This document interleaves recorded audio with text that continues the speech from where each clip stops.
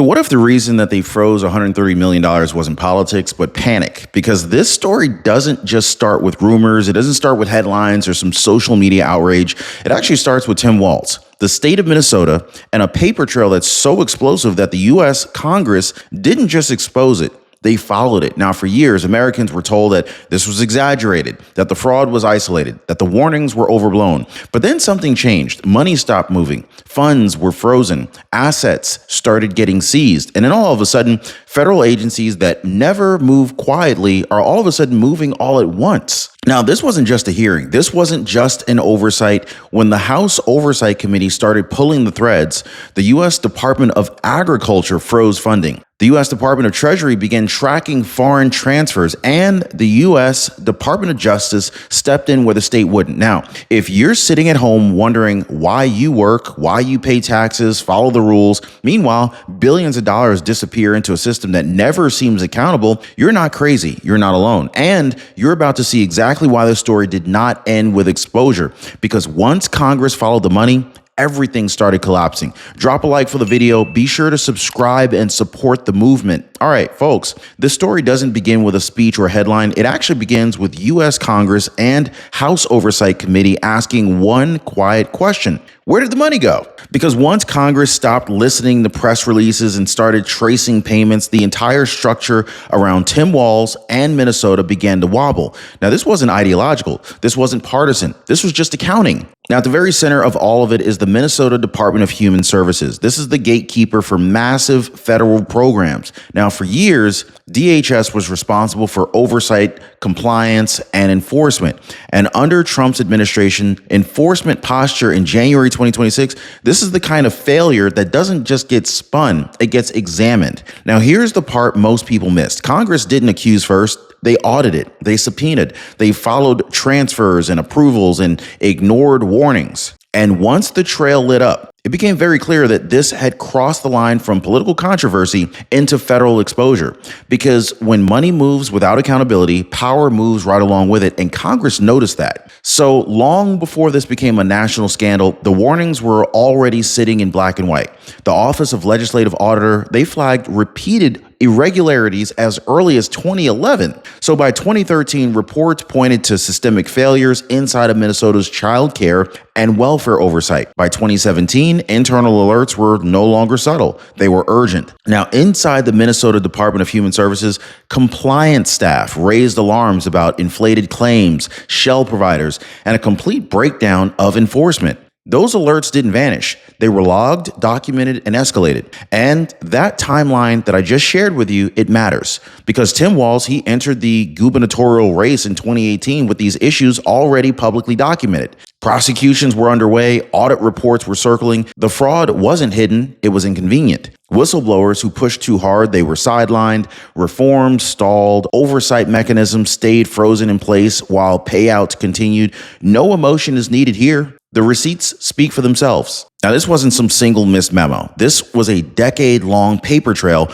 that Minnesota leadership chose not to pull. And that decision would soon leave the state exposed the moment Congress started asking questions. Now, for years, officials inside Minnesota, they operated under a dangerous assumption. This would never leave the state. That audits could be managed, that whistleblowers could be contained, that the press would lose interest, and that Washington would stay hands off. Well, that arrogance is exactly what turned negligence into exposure. Because when you treat federal money like a local political tool, you forget one thing. It's not your money. It belongs to taxpayers across the country. And eventually, someone notices when it stops adding up. Now, under Tim Walz, enforcement stayed weak while payouts continued. Investigations stalled. Oversight committees met and changed nothing. Now, that silence was not accidental. It was protection, political protection built on the belief that the consequences would never rise above Minnesota politics. And this is why this matters, guys. The moment U.S. Congress realized that the fraud wasn't isolated, that it was systemic, documented, and ignored, the rules changed.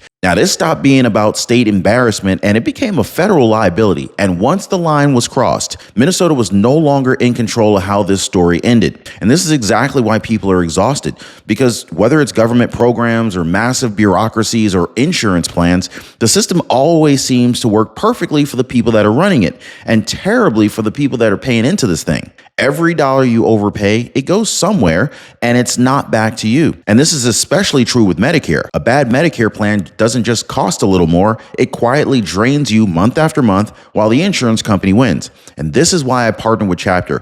Chapter flips the script by actually optimizing your Medicare coverage, not selling you whatever plan pays them the most, but by actually making sure that you're not overpaying for gaps that you didn't even know were there. Now, most people, they're already calling the phone number right down below for help, or they're visiting askchapter.org/Ron. There's a link down below. You can click on that right now to find out what their plan is really actually costing them. The phone number again is 909-563-8279, because once you understand where your money is really going, you stop letting it disappear. So when the U.S. Department of Agriculture froze roughly $130 million in federal funds, that wasn't a warning shot. That was a judgment call. Federal agencies do not freeze funds lightly. It requires documented failures, repeated noncompliance, and proof that oversight mechanisms have actually broken down. Now, Minnesota didn't just cross one red line. It crossed several red lines. The USDA concluded that safeguards were ineffective, fraud controls were ignored, and corrective actions weren't taken even after years of warnings. And critically, those failures occurred while Tim Walz was in office, overseeing agencies responsible for compliance. This wasn't about politics. This wasn't about optics. It was about risk. Now, the federal government determined that continuing to send money would likely result in continued abuse. So they stopped the flow. And here's the key shift here. Once funds are frozen, the assumption becomes guilt until proven otherwise. Now, Minnesota now had to explain itself, not the other way around. That freeze marked the moment that the scandal stopped being theoretical and it started producing consequences. And this is where the story stops being about mismanagement and it starts becoming something much bigger. So once the U.S. Department of Agriculture froze funding, another agency took notice, the U.S. Department of Treasury. And Treasury doesn't get involved because of bad paperwork. Treasury gets involved when money is moving in ways that raise red flags far beyond state borders. Now, under Treasury Secretary Scott Bessent, enhanced scrutiny was placed on overseas transfers connected to Minnesota-based entities tied to welfare and child care programs. Why? Because when public funds are being sent abroad, whether it's intentionally or not, the question is not just fraud anymore, it's exposure. Foreign remittances change everything. They trigger anti-money laundering protocols. They pull in federal monitoring systems. And they raise the possibility that taxpayer dollars could be flowing into regions or networks that the federal government is legally required to track. And so this is where it gets worse. Once Treasury starts watching the money, the state loses control of the narrative. The data speaks for itself. And all of a sudden, what Minnesota failed to police locally is now being examined through a national security lens. So here's the hard truth. States can delay, deflect, and even deny, but they cannot run Treasury. The contrast couldn't be clearer. When Minnesota agencies moved slowly for years, federal systems moved fast. Algorithms flagged transactions, transfer patterns were analyzed, compliance failures stacked up in real time. Under Donald J. Trump, the enforcement posture in January 2026, it's simple. Fraud isn't negotiated with, it's cut off. The mindset right there, that mindset is exactly why federal agencies didn't wait for political cover. They followed procedure, they followed the law, and they followed the money. Now, once Treasury is involved, explanations don't come through press conferences. They actually come through documentation. And if the documentation doesn't justify the transfers, the consequences escalate quickly. So this is the moment that the illusion collapses. The idea that this could be managed quietly, the belief that it could be framed away. When Treasury watches your accounts, you're no longer arguing intent. You're proving compliance. And Minnesota couldn't do that. This is why everything accelerated, because once the money trail was visible at the federal level, there was no going back. And so once federal agencies started pulling financial records, the story stopped being abstract. It became visible, tangible, impossible to explain away. Investigators weren't just looking at spreadsheets anymore. They were looking at lifestyles. Court filings revealed a fraud figure approaching $250 million, and suddenly the money had a face. Luxury vehicles, high-end real estate, assets that don't appear out of thin air.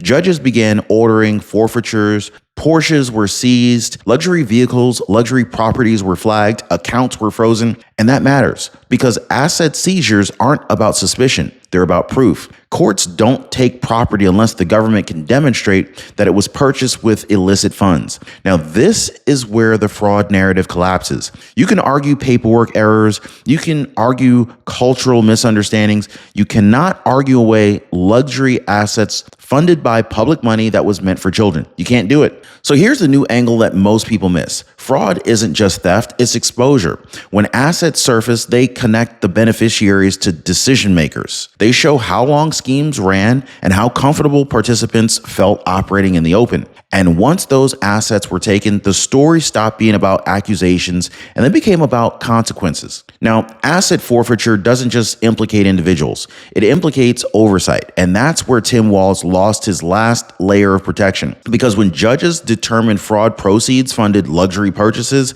the next question is unavoidable. How did payments continue after red flags were raised? Those payments flowed through systems overseen by the Minnesota Department of Human Services under Tim Walz's administration.